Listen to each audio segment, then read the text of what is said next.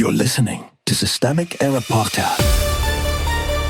The failure was designed.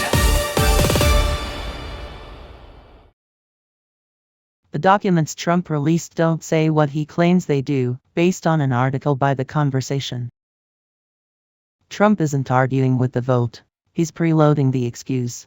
The point is power. Donald Trump used a rare primetime address to rehearse a familiar lie, that the 2020 election was stolen, voting machines are suspect, and a deep state buried the truth.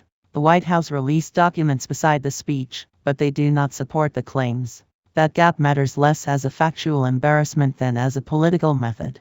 This was not an argument about 2020. It was a warning shot aimed at November.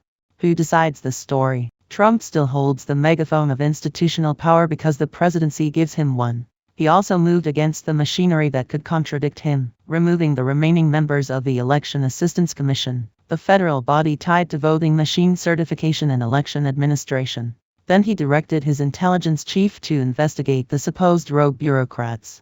That is the actual structure here. The person with power is not exposing a rigged system. He is pressuring the institutions that would check him, then accusing them of corruption for existing. Fraud is political theater. The speech leaned on the standard repertoire of manufactured panic, foreign interference, voter data spying, non-citizen voting, and a hidden cover-up. The reporting is clear that the official record does not back the claim that foreign actors changed votes or interfered with the technical process. It also makes clear that the non-citizen voting story is tiny in practice, not the mass fraud fantasy Trump sells. That distinction is the whole game. Trump blurs surveillance, data collection, and actual election interference because the distinction would ruin the performance. Spying on campaigns is not the same as changing ballots. Flagging a few possible non-citizens is not proof of a stolen republic. He needs those categories collapsed into one dark soup of suspicion. The real target is the electorate. The Save America Act is the giveaway. Framed as anti-fraud, it would require proof of citizenship to register and photo ID to vote. The source notes what happens when that logic meets reality. Kansas blocked about 31,000 eligible citizens under a similar rule before federal courts struck it down. That is not election security.